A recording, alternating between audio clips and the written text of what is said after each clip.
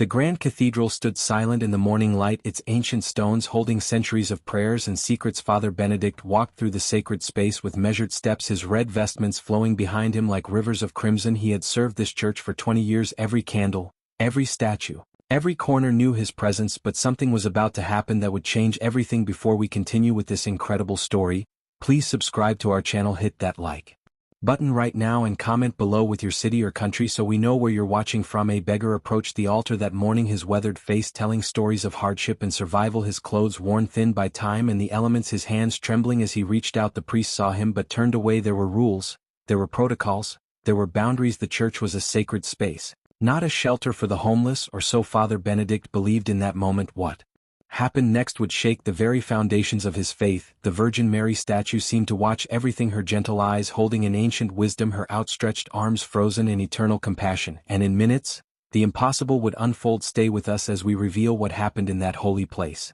St. Margaret's Cathedral had witnessed countless moments of human drama. Weddings where promises were made with hopeful hearts. Funerals where tears fell like rain upon ancient stone. Baptisms where new life was welcomed into the fold. But never had its walls contained what was about to occur. Father Benedict was known throughout the parish as a man of order. He kept the church accounts balanced to the penny. He ensured every service ran precisely on schedule. He maintained the building with meticulous care. The brass gleamed, the floors shone, the pews stood in perfect rows. His congregation respected him for his dedication, though some whispered that his heart had grown cold over the years, that the warmth of faith had been replaced by the chill of routine, that he served the institution more than he served the people. On this particular morning, the mist hung low over the city. The bells had just finished calling the faithful to Mass. A small group of parishioners gathered in the pews, their voices rising in familiar hymns. The candles flickered before the statue of the Virgin Mary. She stood in her alcove, bathed in golden light, her blue robes painted with exquisite detail, her face serene and full of grace. This statue had been in the church for over 200 years. Brought from Italy by a wealthy merchant who sought redemption. It was said to have been blessed by a bishop who later became a saint. The faithful often knelt before it, seeking comfort and intercession. Father Benedict had just finished preparing the altar. The chalice gleamed in the morning light. The wine and bread were ready for consecration. Everything was in its proper place. Then the door creaked open. A figure shuffled into the sacred space. Old Thomas, as some locals knew him. Though most had stopped seeing him as a person long ago. He was just another homeless man in a city full of them. His beard was matted and gray. His coat held together with string and determination. His shoes were little more than rags wrapped around his feet. But his eyes still held a spark of humanity. He had nowhere else to go on this cold morning. The church doors were supposed to be open to all. Wasn't that what the scripture said? Wasn't that what Jesus himself had taught? Father Benedict's jaw tightened when he saw Thomas approaching.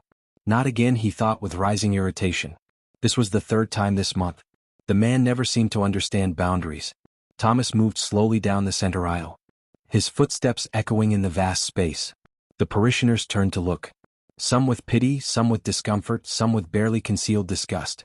He stopped before the altar, before the statue of the Virgin Mary, his hands clasped together in prayer, his lips moving in silent supplication. Father Benedict descended from the altar area, his vestments rustling with each step, his face set in stern lines, his mind already composing the words of dismissal. Thomas, the priest said in a low voice, "You cannot be here during services. We've discussed this before." Thomas looked up at him, his eyes wet with unshed tears. "Please, Father, I only want to pray. Just for a moment, then I'll leave." The priest shook his head firmly. "This is not appropriate. There are shelters where you can go. Places designed for people in your situation. But this is God's house," Thomas replied softly. "Am I not also God's child?"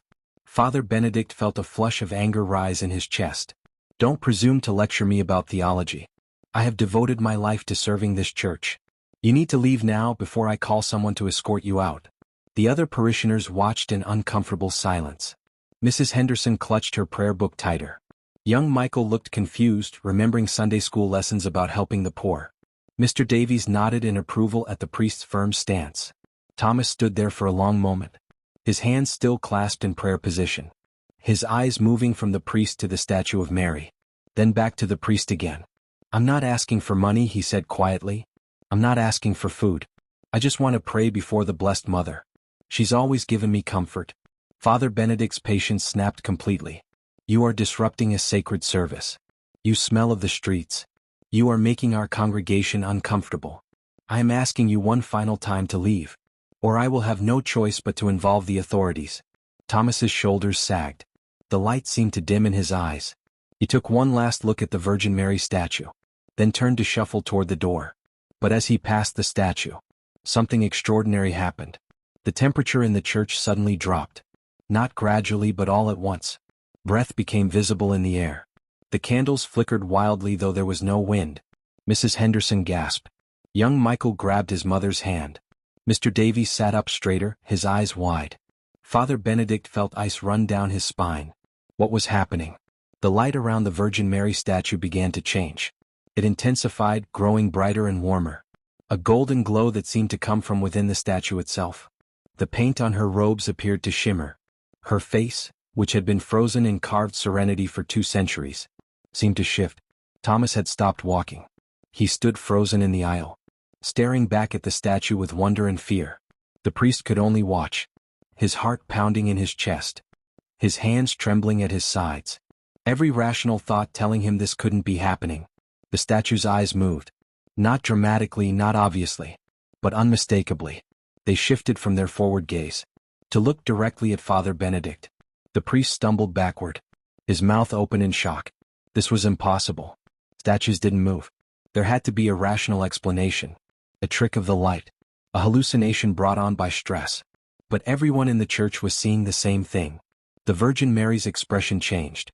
The serene smile became something deeper. Something that contained both infinite compassion and profound sadness. Her painted eyes held the priest's gaze. And in that moment Father Benedict felt completely exposed. Every harsh word he'd ever spoken. Every person he'd turned away. Every time he'd chosen rules over mercy. All of it lay bare before that ancient, loving gaze. The golden light surrounding the statue intensified, filling the entire sanctuary with warm radiance. Thomas fell to his knees in the aisle, tears streaming down his weathered face, his lips moving in prayer or perhaps just in awe. The other parishioners sat transfixed. Some had tears in their own eyes. Others gripped the pews in front of them. All sense of ordinary reality had dissolved. Father Benedict tried to speak. His mouth opened but no sound came out. His legs felt weak beneath him. His carefully ordered world crumbling like ancient parchment.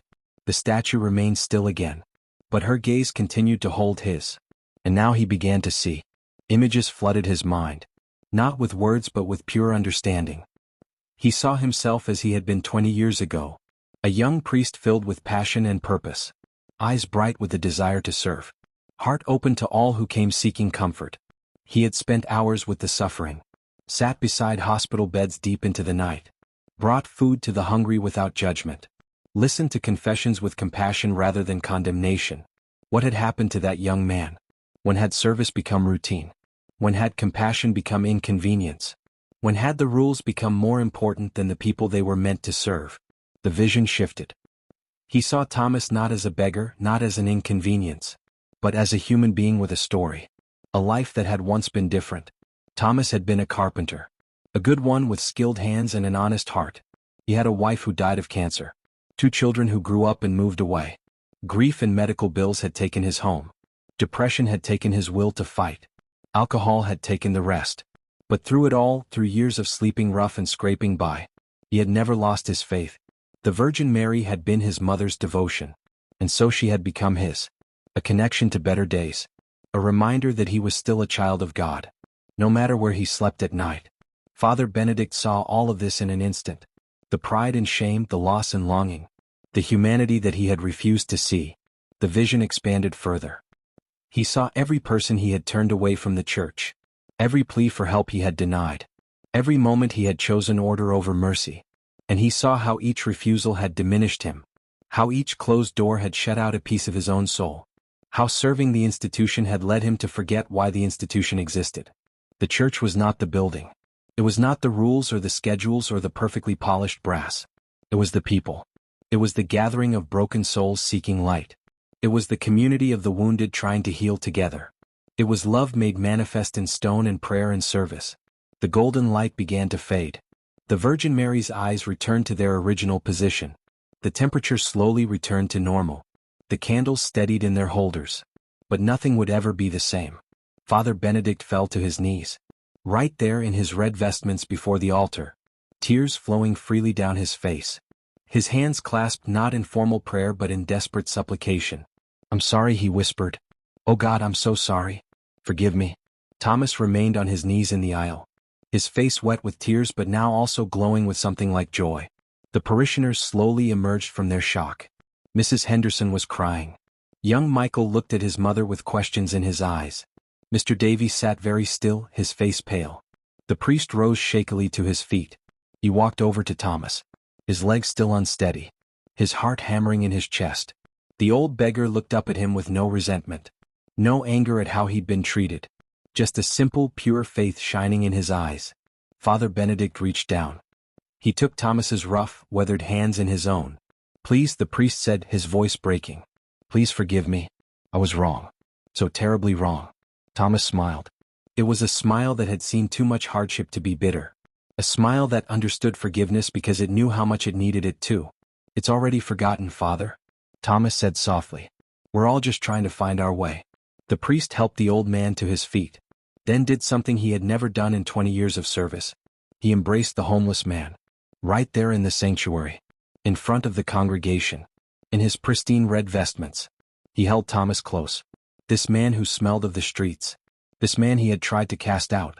This man who had been the instrument of his awakening. The embrace lasted a long moment.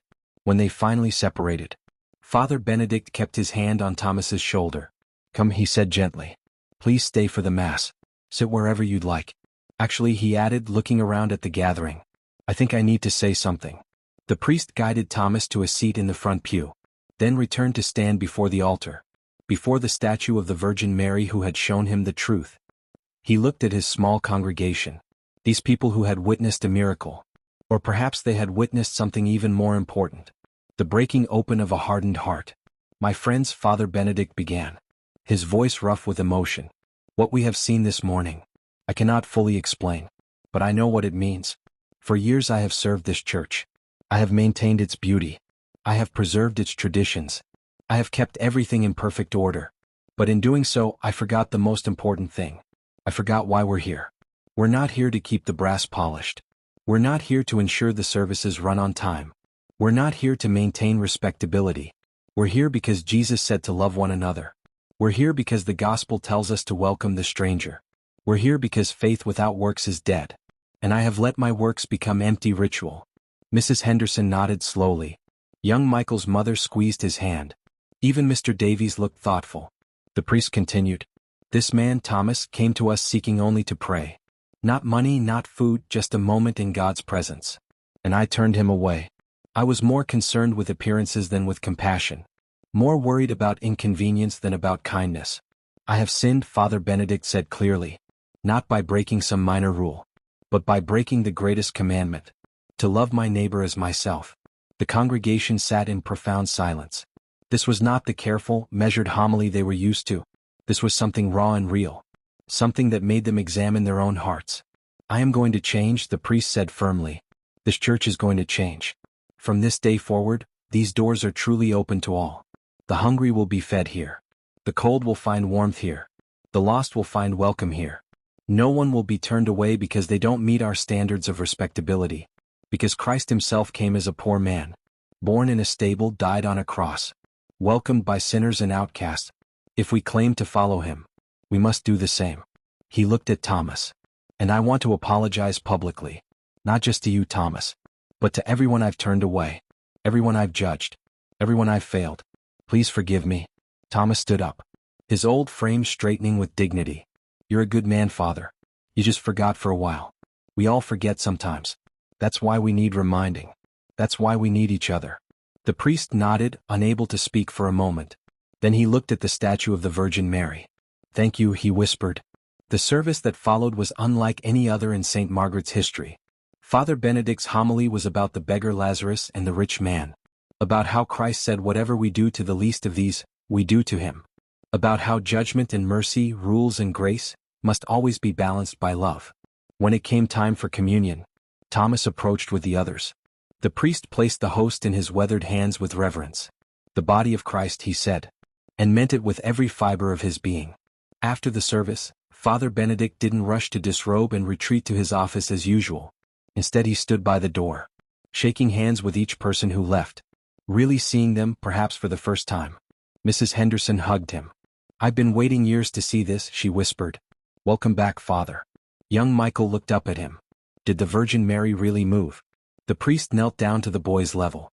"I believe she did, Michael. I believe she wanted to remind us what's truly important." Mr. Davies paused at the door. He was a wealthy man, a pillar of the community. The kind of person Father Benedict had always been careful to please. "This will change things," Davies said carefully. The priest nodded. "Yes, it will. We'll need to organize properly. Food banks, shelter coordination, perhaps counseling services. The kind of things churches should have been doing all along." Davies looked at him for a long moment. Then surprisingly he nodded. "I'll help. My company can donate funds for renovations. Maybe we can convert the old rectory basement into a warming center." Father Benedict felt hope surge in his chest. "That would be wonderful. Thank you." Thomas was the last to leave. He stood in the doorway, silhouetted by the late morning sun. "You changed my life today," Father Benedict said to him. Thomas smiled. "Maybe we changed each other's lives, Father. That's what community is supposed to do." "Where will you go now?" the priest asked. Thomas shrugged. "Same place I always go. Under the bridge by the river. It's not so bad when the weather's mild." "No," Father Benedict said firmly. "Come with me. We're going to find you a proper place. And tomorrow we're starting to set up real help. For you and everyone else who needs it." The story of what happened at St. Margaret's Cathedral that morning spread quickly. Some called it a miracle. Others called it a mass hallucination. But everyone who was there knew the truth of what they'd experienced. Father Benedict became a different kind of priest after that day. The church did transform into a place of genuine welcome. The basement became a warming center. The kitchen began serving meals 3 times a week. Counselors volunteered their time. The congregation grew, not smaller as some had feared, but larger as people hungry for authentic faith found a home. Thomas never did find permanent housing, but he became a fixture at the church, helping serve meals, talking with newcomers, sharing his story. His presence a reminder of what really mattered. Father Benedict never forgot the feeling of the Virgin Mary's gaze. That moment of being completely seen, completely known, completely loved despite his failures, and completely called to do better. Years later he would tell people that the statue never moved again. It didn't need to. The message had been delivered. The lesson had been learned. A heart that had turned to stone had become flesh again. And in that transformation, a community found its soul. The brass still gleamed in St. Margaret's. The services still ran. But now they ran with purpose, with heart, with the kind of love that changes lives. And every morning when Father Benedict entered the sanctuary, he would pause before the statue of the Virgin Mary, thank her, and remember that the greatest miracle is not a statue that moves, but a human heart that opens.